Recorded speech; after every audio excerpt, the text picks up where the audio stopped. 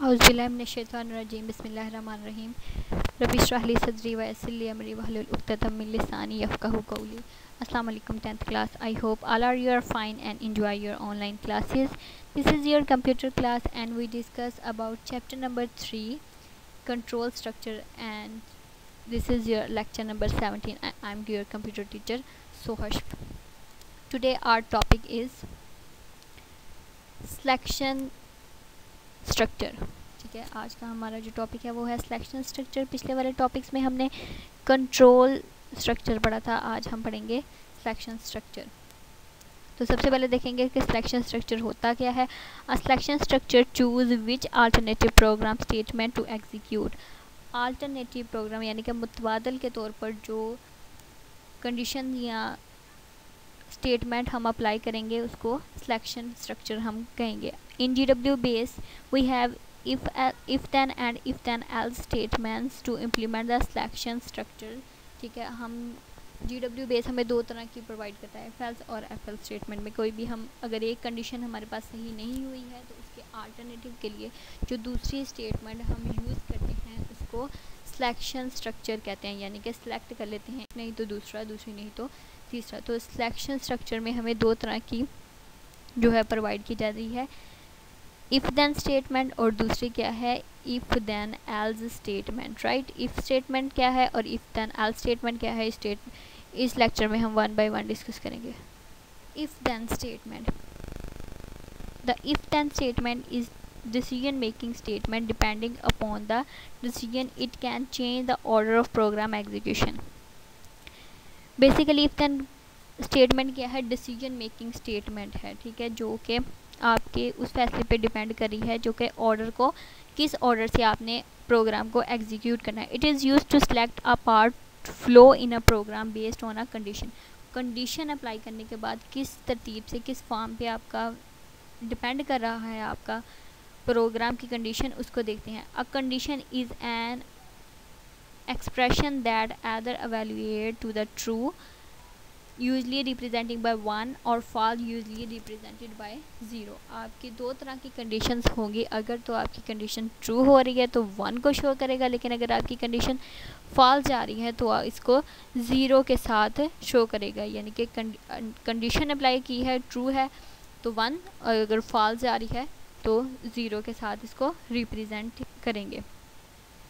तो सिंटैक्स इसके लिए क्या इस्तेमाल होगा, सबसे पहले है if expression then statement, if expression then line number, और if the expression is true then either the statement at the specific line number or the statement flow the then keyword is executed। अगर आप if expression पे हैं और if expression आपका true हो गया है तब आपका कंडीशन जो कि आपने एग्जीक्यूट करने के लिए कोई भी स्टेटमेंट लिखी है वो एग्जीक्यूट हो जाएगी। लेकिन अगर आपकी इफ़ की कंडीशन ठीक नहीं है तो वो देन की तरफ मूव कर जाएगा। देन की तरफ मूव करने के बाद देन की कंडीशन ठीक होगी तो उसकी स्टेटमेंट को वो एग्जीक्यूट कर देगा। ठीक है, तो ये है इफ़ देन का फंक्शन स्टेटमेंट।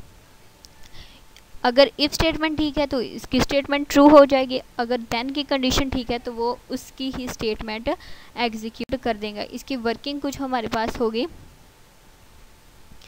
इस तरह से। Write a program to find out the train for depending on the kilometer travel the minimum for ₹6 this minimum failure. ठीक है, कुछ एग्जाम्पल के तौर पर अगर हम एक एग्जाम्पल ले लेते हैं ट्रेन की, वो कितने टाइम में कितने किलोमीटर में पहुंचेगी तो उसकी कंडीशन उसके मुताबिक लगेगी। ये एक्सप्रेशंस जो हैं दिए हुए हैं डायमंड शेप के अंदर, और अगर ये आपके पास ट्रू है तो आपकी ट्रू की तरफ चला जाएगा और वो स्टेटमेंट आपकी एग्जीक्यूट हो जाएगी। अदरवाइज़ अगर आपकी इफ़ की कंडीशन ठीक नहीं है तब ये फॉल्स हो जाएगी और फॉल्स की तरफ जाएगा। तो फॉल्स की तरफ जो भी स्टेटमेंट होगी वो आपकी एग्जीक्यूट हो जाएगी, प्रिंट आउट हो जाएगी, और उसी तरह ही आपका जो है रिज़ल्ट मेंशन कर देगा। Hence a line number 2 if the k is less than और equal to 2 then the will print 60 K. अगर हमारे पास ट्रेन की एग्जांपल लेते हैं तो ठीक होती है तो वो ट्रू वाली स्टेटमेंट हमें प्रिंट कर देगा, अगर वो फॉल्स होती हैं तो वो यानी कि देन में जो स्टेटमेंट होगी उसको एग्जीक्यूट कर देगा। नेक्स्ट जो सिलेक्ट स्टेटमेंट में है वो है if then else statement.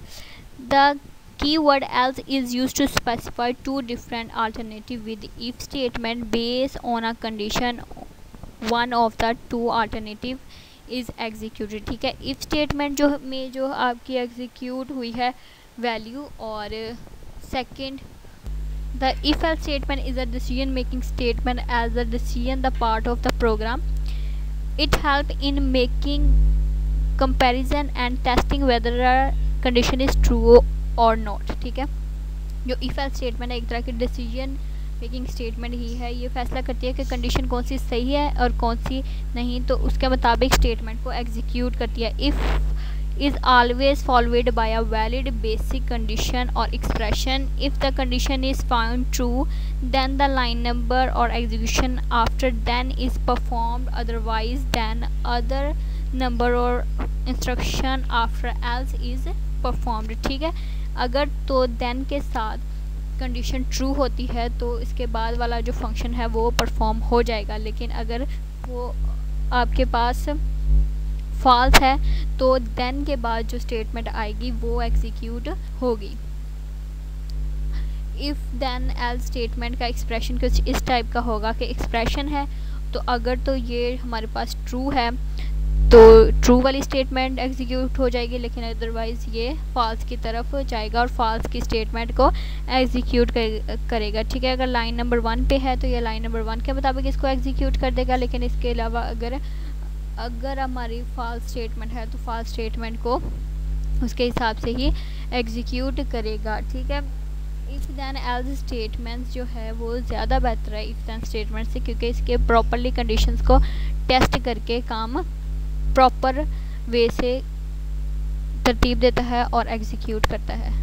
Students, I hope all are you understand about this lecture. Anything is possible, nothing can be. ठीक है, अपना ख्याल रखें, अपने घर वालों का ख्याल रखें, और नेक्स्ट लेक्चर में नेक्स्ट टॉपिक के साथ हम मिलेंगे। खुदा हाफिज़।